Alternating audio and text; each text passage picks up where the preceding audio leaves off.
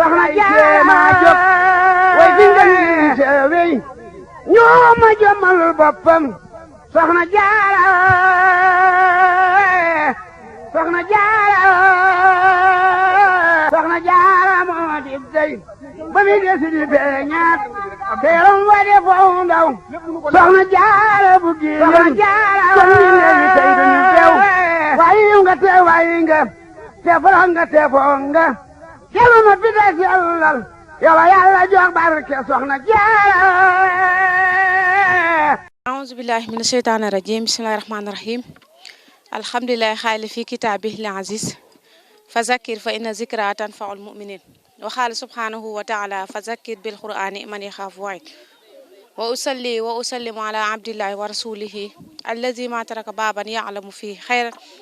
إلا دلنا عليه ولا طريقا يؤدي إلى الشر إلا خسرنا منه mbokki jullit yi mbokki taaliba yi ginnaaw bu ñu sante yàlla julli ci Seydina Muhammad sallallahu alayhi wa sallam ñu ngi leen di nuyu baax di leen ziyaara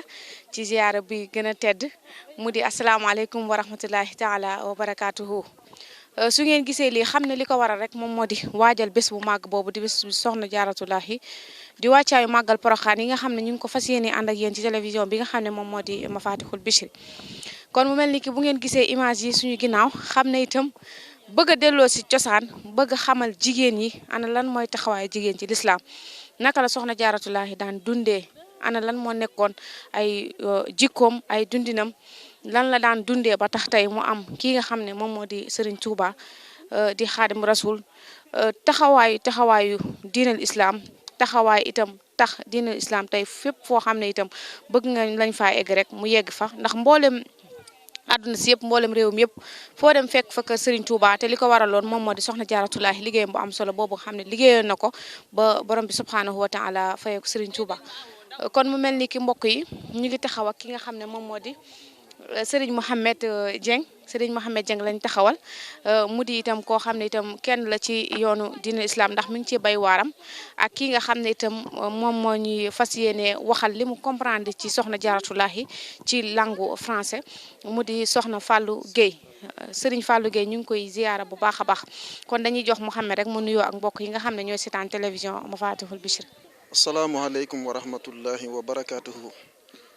nasrun min allahi wa fatuhun xaribun wa bashiril muminin tijaratun taxsawna kasaadaha wa masakinu tardawnaha inna fataxna laka fataxan mubinan li yaxfira laka allahu ma taxaddama min zanbika wa ma taaxar wa yutimma nicmatahu alayka wa yahdiyaka siratan mustaqiman wa ala allahi fatawakkalu in kuntum muminin li kulli man bi yataallaqa naja min kadari dunia wa fi yawmi naja mbokki taalibe yi ginnaaw ba nu sante Serigne Touba Cheikh Ahmadou Bamba xaadimu rasul yaakaari jàmm ñi moom mi nga xam ne mooy baabul xayri wa baabul sururi l'océan de la générosité noo ngi ndokkeel bu baax a baax ñi nga xam ne ñoom lañu fekk fii ci jotaay bi di nuyu itam bu baax a baax Serigne Malick nga xam ne sama xarit la sama wóllëre la itam wax dëgg yàlla ak ki nga xam ne moom lañ taxawal ak yow mi nga xam ne itam yow lañ taxawal ci mbir mi nga xam ne moom la ñuy def di siyaare itam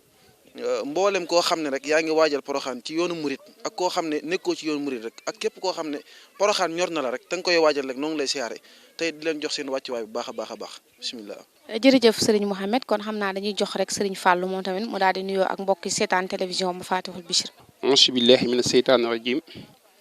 bismillahi rahmaani rahim wal asri innal insana la fi asri illa alladina amanu wa amilu salihat wa tawasaw bil haqq wa tawasaw bis sabri. Je commence mes propos par saluer notre vénéré Khalif Serigne Cheikh Sidil Mokhtar, Khalif général des Mourides.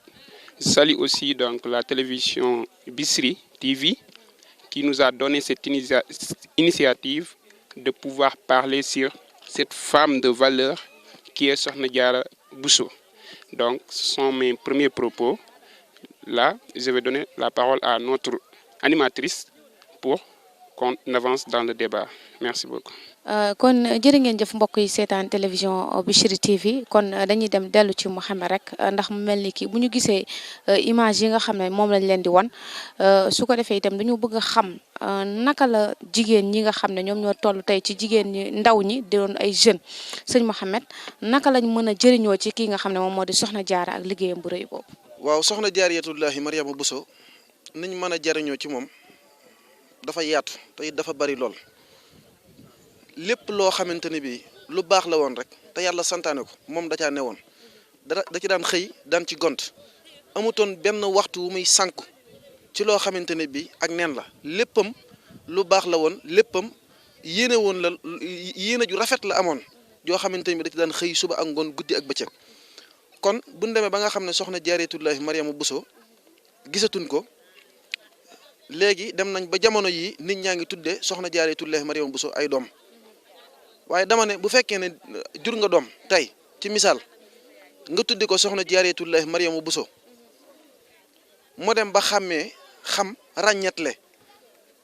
te jàngaloo ko loolu ñuy wax alquranul karim jàngaloo ko xam-xam te nga ne soxna Jaaratullaahi Mariama Bousso yaa ngi nax sa bopp boo demee ba tudde soxna Jaaratullaahi Mariama Bousso doom bu demee ba xam-xàmmee ràññetle toll ci yenn at yi da nga ko war a jël dugal ko ci daaray alquran mu jàng li ñuy wax alquranul karim bu paree nag mu xamlu ko kon jikko bi njëkk mu ngi noonu mu roy ko ci moom mooy alquran ji manoon bu paree nag nga di ko nambatal ci yoon wu baax di ko teete ci yoon wu baax waaye soxna jaar yi ma gis yi li ci ëpp la ma sox parti li ci ëpp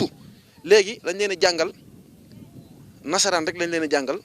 ba pare ñu wëlbatiku di leen jàngal mbirum àddina te liñ leen a jàngal lépp soxna jaara xamu ko woon mosu caa teg tànkam mosu koo gis lu baax rek la xamoon kon jamono ji bu ñu roy soxna Jaaratullaahi Mariama Bousso war nañ ko roy ci jikko ya nga xamante ne bii moom la nekkoon ndax kat yàlla mu ngi tagg gaa yu baax yooyu yee ci biir alquran naan kaanu xalilan min al layli ma yahjahuuna wa bil asharihim yastaghfiruuna nga xam ne ñoom dañ daan taxawal guddi yi di naafila daawuñ sànq benn waxtu daawuñ ko sànq ci ak neen léppam ci lu rafet rek la ko daan def ak jaamu suñu borom ak dox diggam ak borom këram muy suñu Maam Mor Anta Sali lu rafet rek kon liñ mën a jàngat ci moom bari na muy yar bi teggin yi alxuraan ji jikko ju rafet ji nga xam ne daan dem sax ba jamonoy tàngoor daan defar ndox yu sedd daan ko jox ay dëkkandoom loolu jukko la boo xam ne war nañ ko jàng ci moom bu tàngoor yu ñëwee day defar ay ndox yu sedd di ko defar ba mu sedd mu di ko jox ay dëkkandoom ngir ñu naan jamonoy sedd yi itam bu ñëwee da daan ràbb ay mbalaan yu tal yoo xam ne boo ko sàngoo sedd bi du la mën a lor mu di ko jox ay dëkkandoom loolu lépp jukko ju rafet la woon te itam ku yéene woon nit ñi lu baax la woon tey lim yéene woon boppam da kaa yéene woon ñëpp loolu itam jukko la yoo xam ne war nañ koo jàng ci moom bu baax a baax a baax kon dañ lay delluwaat micro bi nga ba ñëwaat ci incha allahu rabbi. jërëjëf ci laaj bu am solo ci wax ju am solo jooju nga xam ne wax nga ko waaye itam sëñ Mouhamed bëggoon nañoo xam en tant que jeune lan mooy sa gis-gis ci jigéen ñi nga xam ne dañoo changer seen jikko ci maanaam wàllu matérialiste ci ni ñu comporté woo léegi ci seen i jikko yi nga xam ne dañ koy dundee ci seen wàllu matériel ndax bu ñu xoolee soxna Jaaratullaahi da daan toggee mat te léegi gaz am na bu ñu xoolee itam maanaam ci wàllu néeg sax dañuy laaj ay lalaki armoire te loolu yëpp soxna Jaara daaw ko dundee te dara wutoon dund na dund bu baax lu mel ni ki ñi nekk suñu ginnaaw di dëbb gis nañ léegi ay machine am na ñu ngi soqalu ci sa machine bañ na ko ba sax léegi maanaam cere sax daanaka jigéen ñi toggatuñ ko ndax ak tayal gis nañ ne itam dañoo dem ba uti maanaam li nga xam ne moom moo di fer di ko branché ci ay courant xam nga ci wàllu matériel daal gis nañ ne jigéen ñi dañ ciy changé bu baax bàyyeetuñ ci xel ku amatul lu mate sax da ngay daal di indi ay jafe-jafe te gis nañu robinet am na courant am na yow lan mooy sa maanaam nan ngay yeddee jigéen ñi nga xam ne seen jikko changé na ba jëm ci wàllu matérialisme. soxna si jërëjëf ci laaj bi am solo bi nga xam ne laaj nga ko jamono nag dafa développé la amoon bu njëkk léegi amatut lu mel ne li nga wax léegi robinet am na machine walikaay yi am na mu mel ne da ngay wal pepp wala ngay wal café lépp am na fi léegi nga xam ne daanaka jërutul ngay sonn ci dara waaye nag li may mën a wax mooy soxna Jaaratullaahi Mariama Bousso jamono bi muy nekk ci biir kër sëñ Maam Mor Anta Sali nga xam ne loolu amutoon loolu ci la doon wutee barke ci la ko doon wutee mooy li muy jël di ko dëbb mooy pepp mi muy jël dugal ko ci biir gën gi di ko dëbb liggéey boobu ak coono yam cay jànkonteel ci loolu ko suñu borom di maye barke bu bëggee dem wuti ndox jël paan dox ay kilomètres dem ba ca teen ba mu wëgg tànk indil waa kër gi jox leen ñu naan loolu itam coono ba mu cay am barke la ak mbooleem li nga xam ne matérialisme la yi nga gis ñi nga xam ne dafa ñëw développé wàññi lu bari lépp lu ci bari daanaka léegi amatut léegi ñu gis ko fi daanaka loolu lépp amutoon jamono yooyu léegi ba mu koy def moom di ko liggéey jamono yooyu itam saa yu koy def rek da ciy wut barke ndax coono ba mu cee am ci la ko suñu borom di mayee barke coono ba mu ci am lépp nag lam ci jànkonteel lépp ci la ko suñu borom tabaaraka wa taala mayee Cheikh Ahmadou Bamba Xaadimu Rasul moo tax jeunesse bi tey jii nii jigéen ñi nga xamante ne ñoom ñoo war a roy soxna Jaaratullaahi Mariama Bousso buñ koy roy waruñu ko dañ ko war a roy ci jikko yo nga xamante ne bi moom la amee woon daan ko doxe waaye comme que nag la amoon bu njëkk amatul léegi lépp matériel la nañuy muñ bu fekkee ne amu fi te mu leer na lii mooy li fi am bul xool kaka am bu ko ci ñee bu ko ci naw liggéeyal suñu borom ci li fi am ci kër gi te bañ a xool kenn da ko ci ñee naan ndax da ngay gis kenn kat koo xam day taqaloog yow kër matériel yi yëppam mu ngi ci biir këram yow nga taqaloog moom amoo lu bari daanaka yow gën nga am ak cour munoo dem ci machine ba yaa ngi dégg wala loo xam ne matériel la boo xam ne sa morom am na ko te yow mi amoo ko nga bëgg ko caa ñee déedéet bul xool ne kee am naa ko man awuma ko déedéet da ngay jéem a sant suñu borom ci lim la jox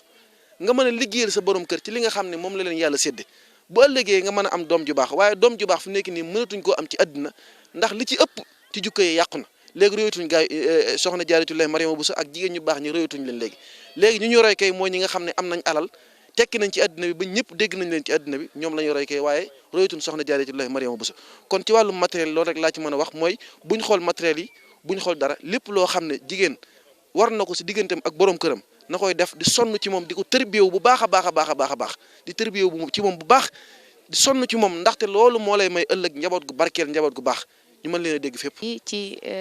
Serigne Mohamed loolu mu wax loo am solo la jigéen ñi nañu bàyyi xel ci wàllu matérialiste yi nga xam ne léegi ñu ngi koy def seen bopp ba tax mënatuñoo dëkk ci kër wala seeni borom kër dina jafe loolu ñu yor leen ndax mu mel ni que dañoo dem ba loolu dañu ko forcer ba ñu yaakaar ne dëgg la kon lii sa borom kër am ci loolu nga war a dundee ak moom moo xam am na lu mu jëndee matériel yi nga xam ne dafa noppale am loo xam ne itam amu ko waaye nekk ngeen ci biir kër kon lam am rek dee ko dundee moo xam dundinu soxna Jaara ngeen daan dund moo xam ci léegi matériel yi nga xam ne moom moo am ñu daan dund kon am ay matériel terewul nga topp sa ngërëmal borom kër ndax su fekkee ne dañ ne ngay dëbb ko soqaka yu demee noonu mooy tax nga am sa ngërëmal borom su fekkee amu fa itam am na loo xam ne moom nga ko war a mën a sàkkoo mu di fexe ba am ngërëmam ci la nga xam ne ci loolu ngeen di dundee kon dañu dem ba wàllu matérialiste daf ñu imposer ngir changer suñu jikko te du loolu warta tax ñu changer suñu jikko ndax comme ni mu ko waxee rek jamono yi léegi ak jamono yi tey ji dañoo bokkul ndax jamono yi ñoom ñoo di changer xalaat yi gën a bari matériel yi gën a bari terewul itam ñu mën a sàkku ngërëmal suñuy borom kër ba tax ñu mën a am ci jaar ci yoonu baax kon dañuy ñëw rek ci Serigne Fallou su ko defee mu tënkal ñu soxna Jaaratullaahi ci langue bi nga xam ne moom moo di langue français ngir ñi nga xam ne ñooy seetaan télévision Mafatihul Bichri ñëpp mën a jëriñu ci jikkoy soxna Jaara mën caa roy topp ca kon Serigne Fallou buñ la doon wax ne qui est soxna Jaara naka nga ñu tontu. Répondre à votre question pour moi ne sera pas une chose facile parce que Mame Diarra dépasse largement la personne ordinaire mais on va essayer juste de faire un petit résumé sur cette femme de valeur, cette femme honorable qui nous a donné, c'est Ahmadou Bamba qui est aujourd'hui l'espoir de toute l'humanité. On va essayer en quelques lignes de faire le résumé donc de cette femme brave qui est Sokhna Mame Diarra Bousso. On commence ici par dire que Sokhna Diarra est née en l'an 1255 de l'Hégire, c'est-à-dire le calendrier musulman, ce qui équivaut à 1833. Donc, son père s'appelle Serigne Mohamedou Bousso. Elle est disparue en 1283, toujours de l'Hégire, le calendrier musulman, ce qui équivaut à l'an 1865. Certains aussi disent que c'est 1866. Sokhna Diarra, à l'âge de 10 ans, elle restitue oralement, par écrit et oral, le Coran. Ça, ce n'est pas une chose qui est mince. Une femme qui, à l'âge de 10 ans, maîtrise largement le Coran, il faut être Sokhna Diarra pour le faire. Elle était la deuxième femme de Mame Mor Anta Sali. Mame Mor Anta Sali, qui est le père de Serigne Touba Khadimou Rassoul, comme on le dit en Wolof, notre Yakar, nous les Mourides, et au-delà même des Mourides, tout le monde, donc, ce Ahmadou Bamba constitue l'espoir de l'humanité. Donc, certains disent que son père, qui suit dans un songe, que Sokhna Diarra naîtra le pôle de tous les temps. C'est-à-dire, c'est son père, le père de Sokhna Diarra, qui, dans un rêve, a su que Sokhna Diarra sera la mère du sauveur de l'humanité, qui est Ahmadou Bamba. C'est dans ces circonstances-là qu'il donna la main de sa fille Mame Diarra à Mame Mor Anta Sali. Parce qu'il savait aussi que Mame Mor Anta Sali était un homme de vertu. Donc cette union ne pourra que faire le bien qui est Cheikh Ahmadou Bamba. Donc là, on sait que le père de Mame Diarra n'était pas aussi une personne simple, n'était pas aussi une personne ordinaire.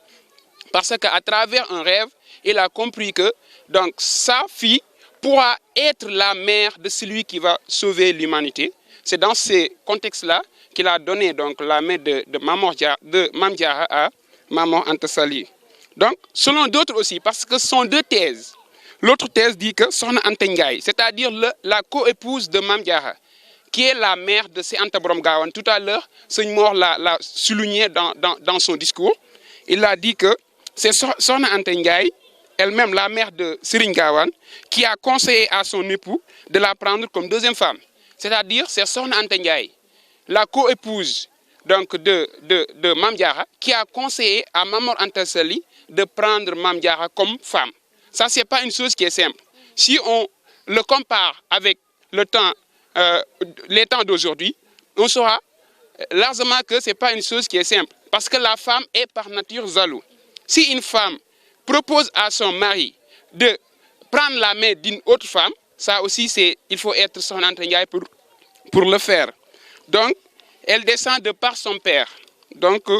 de Hassan, petit-fils du prophète Mohammed. Si on suit la ligne de Sokhna Diarra, on verra clairement qu'il est une petite fille du prophète Mohammed. Parce que là, on sait que c'est Hassan, le petit-fils du prophète Mohammed, qui est en même temps, donc, c'est la ligne donc, de Sokhna Diarra. Ça aussi, c'est quelque chose qu'il faut souligner. Sa mère a vécu 138 ans, machallah. Sokhna Asta Walo, qui est la mère de Mame Diarra, a vécu 138 ans. Donc, il avait une longue vie. Au contraire le contraire de sa fille qui est Mame Diarra. Donc, il a vécu 138 ans. Donc, on va essayer de faire vite parce que le temps nous rattrape. Sokhna Anta Walo, depuis l'âge de 30 ans, chaque nuit, elle récita tout le Coran, c'est-à-dire la mère de Mame Diarra. Chaque nuit, elle récite le Coran, donc en 8 rakas, ce que l'on appelle les nafila. Mame Diarra a écrit plus de 40 fois le Coran. Plus de 40 fois, Mame Diarra a écrit le Coran. Comme on dit, c'est nous, Bind Kamil, Mame Diarra def nako ñen fukki yoon ci dundam. Ça aussi, Seigne Malick Sy, qui est un chef religieux, c'est que ce n'est pas une chose qui est facile à faire. Elle était une femme soumise. Un jour, elle passa la nuit dehors car son époux l'avait demandé de l'aider pour réparer la clôture de la maison. Après, il avait oublié de la libérer. À cause de cet oubli de son vénéré mari, Mame Diarra était obligée de continuer à rester dehors dans la nuit. C'est à l'aube que son mari, Mame Mor Anta Sali, avait su que notre Mame Diarra était toujours à l'extérieur devant la clôture. Donc, il y avait un problème donc, de la clôture. Son mari avait sollicité son aide. Après cela, Mame Mor Anta Sali avait oublié donc, de la libérer. À cause de cet oubli, Mame Diarra passa toute la nuit dehors. Donc, en restant toujours à surveiller donc, la clôture. Donc, ça aussi montre qu'elle était une femme soumise. Donc, elle était une femme soumise. En plus, elle est tombée dans un puits parce que Mame Mor Anta Sali voulait de l'eau pour ses ablutions. Comme elle n'avait pas les moyens de faire parvenir l'eau, elle se jeta à l'intérieur du puits. À sa sortie, elle tenait un récipient rempli d'eau à la main. Ça aussi, vraiment, il faut être Mame Diarra pour le faire. Mame Mor Anta Sali voulait préparer la prière. À ce moment-là, il n'y avait pas d'eau dans la maison. Mame Diarra s'est jetée dans la pluie pour donc, faire parvenir l'eau, pour que son mari puisse faire ses ablutions. Tout ça pour montrer comment la sainte femme était dévouée dans l'accomplissement des services de son mari, Mame Mor Anta Sali. Ce dernier était à Prohan, c'est-à-dire Mame Mor Anta Sali, avec sa famille pour répondre à l'appel de Madiarou, qui était un djihadiste contre l'envahisseur blanc. À l'époque, Serigne Touba avait 12 ans. Pourquoi c'est Ahmadou Bamba et Mame Diarra et son père étaient à Prohan? Parce que tout simplement, il y avait un guerrier qui se nommait Maba Diakhou, qui voulait lutter contre l'envahisseur blanc, c'est-à-dire le colon et tout ce qui le blanc représentait à l'époque. Donc, Maba Diakhou voulait faire face aux blancs il a sollicité l'aide de Mame Mor Anta Sali pour vraiment combattre cet ennemi blanc. C'est ça qui a motivé donc, la présence de Sokhna Diarra et Cheikh Ahmadou Bamba à Prokhane. Mame Diarra est la seule femme au monde qui a un magal, le magal de Prokhane, à l'endroit duquel cette émission est réalisée par nos amis de Bichri TV. Donc nous sommes à la préparation du grand magal de Prokhane. Qui c'est au monde une autre femme qui a un magal à la valeur du magal de Prokhane? Donc ce n'est que Mame Diarra Bousso. Partout dans le monde, c'est la seule femme que l'on vénère. Il faut le dire. Donc Mame Diarra Bousso a cette mérite. Elle est aussi la seule femme au monde qui a des daïras au nombre de 2800 dans tout le pays. Serigne Bassirou Mbacké est la première personne qui a eu à organiser un magal pour Mame Diarra en 1952. Donc le magal de Prokhane a été organisé en premier lieu par Serigne Bassirou Mbacké en 1952. Ce jour, le marabout avait égorgé une sèvre pour les invités. Depuis lors, on célèbre le magal de Prokhane à chaque année. Mame Diarra avait 4 enfants. Il faut aussi le savoir. Ce n'était pas seulement Cheikh Ahmadou Bamba qui est le fils de Mame Diarra. Mame Diarra avait 4 enfants, dont Mame Mor Diarra, Cheikh Ahmadou Bamba, qui est notre espoir, Serigne Abiboulahi et Sokhna Khady Mbacké. Voici donc les 4 enfants de Mame Diarra Bousso. Sokhna Diarra a vécu 33 ans. Parmi ses qualités, pour finir, parce que le temps va nous rattraper, on peut citer la douceur, la gentillesse, la soumission et la disponibilité au service de son mari. Donc, je profite de cette occasion pour appeler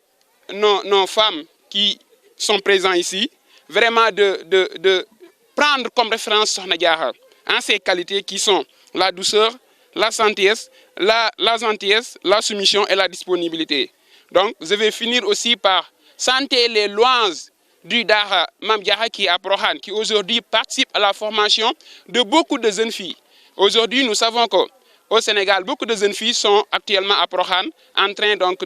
d'apprendre le Coran et sont tous des homonymes de Mame Diarra. Donc, on a un problème de temps. Je vais donner la parole à notre amie Djamila pour qu'on puisse terminer l'émission parce qu'on nous signale que le temps va bientôt finir. Donc, merci beaucoup et je salue vraiment cette initiative de Bichri TV. Merci beaucoup. jërëjëf Serigne Fallou mu mel ni ki tënk na ci dunduk Sokhna Diarra yëpp ak diggante sa Mame Mor Anta Sali ak njabootam ak lim am ci njaboot la lépp tënk na ko ci li nga xam ne moom la doon wax ci langue bi nga xam ne moom moo di français waaye nag waxtu wi dañoo dab dañuy daal di jox rek Serigne Mouhamadou mu daal di tàggoo ak mbokk yi. gërëm ñëpp tey di leen ñaanal jàmm ak tawfeexi Sëñ Tuubaa yàlla nañ dëppoo ak moom. li nga xam ne mooy màggalug Porokhane gi itam tañ dëgmal ko yàlla nañ ci dem ak jàmm te dellusiwaat ci jàmm te lépp loo xam ne ñaan nañ ko fay itam yàlla nañu ko Serigne Touba defal ci barkeb Cheikh Ahmadou Bamba Khadimu Rasul itam di sant ñi nga xam ne itam ñoo doon participer ci émission bi ki nga xamante ni moo doon def wax dëgg yàlla lu rafet li mu doon wax léegi wax dëgg yàlla dégg na ko te it mérité woo na ko wax na lu rafet daal nu ngi ko ci sant bu baax a baax di leen ci gërëm di la sant yow mi nga xam ne itam yaa doon def émission bi soxna Jamilatu ñu ngi lay ñaanal suñu borom defar sa taxawaay bu baax a baax gën laa defal tawfeex l'islam di nga xamante ne bi yaa ngi koy yaatal te en tant que jigéen ngay roy soxna Jaaratullaahi Mariama Bousso yàlla na sama borom gën laa jàppale bu baax gën laa defal tawfeex bu baax di sant bu baax a baax Serigne Malick Cissé mi nga xam ne sama xarit la boobaag léegi dem ba léegi mu may woo téléphone di ma ko yëgal waaw nu ngi ko ci sant bu baax a baax di ko ci gërëm di ñaanal ñëpp tawfeex wasalaamaaleykum wa rahmatullahi wa barakaatu di ñaanal Bichri TV itam ca kaw ca kanam wasalaamaaleykum. moom lañ dalaloon ci wàllu li nga xam ne moo di wàccaayu màggal Porokhane suñu gisee ñu ànd ak ay jeunes bëgg rek jeunes yi xam ne ñun ñoo nekk royukaay yi nga xam ne ñoo mën a roy ngir mu feeñ ndax ñun ñoo toll ci jëf ak wax ngir mu mën a matale am njëriñ ci mboolem àdduna si yëpp kon mu mel ni ki dañuy jox suñu fàllu moom it mu daal di tàggoog mbokk yi télévision Mafatihul Bichri. Bon, je dis merci encore une fois à la télévision Bichri TV qui a initié donc cette émission à l'endroit de notre Mame Diarra Bousso, qui est la mère de tous les mourides. Donc nous vous félicitons, nous vous remercions et nous prions Dieu pour que votre télé puisse être parmi les plus grandes télés donc au monde. Et je pense qu'elle l'est déjà. Parce que partout dans le monde, on suit votre télé à travers donc les émissions que vous faites, des émissions qui sont toutes pertinentes. Et je pense que votre ligne de conduite, c'est de faire connaître donc le travail de Cheikh Ahmadou Bamba. Nous vous en félicitons en tant que mouride et je profite de cette occasion aussi pour remercier mon ami Serigne Malick Cissé. Je pense que vous êtes là parce que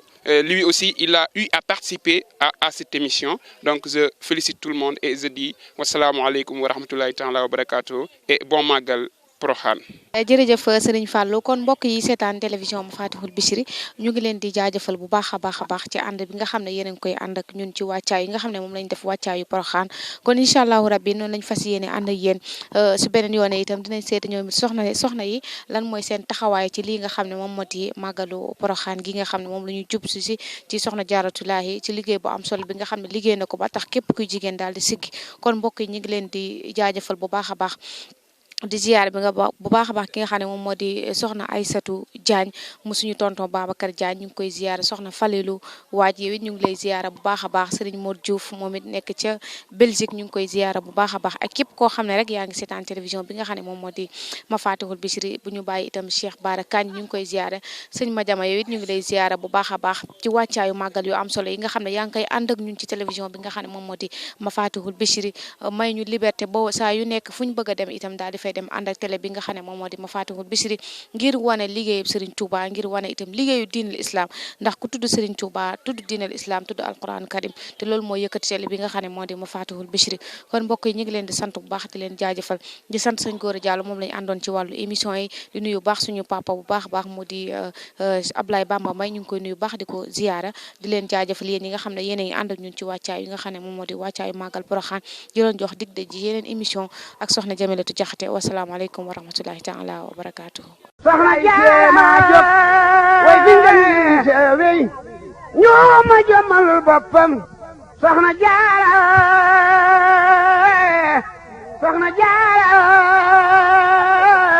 Jaara moo di dey ba mi desi di feeñaat teeram wa de foo ndaw soxna Jaara bu giyen kon ni leegi tey duñu teew waayi nga te foro nga te foo nga jelu ma fi des yàllal yow yàlla jox barke soxna Jaara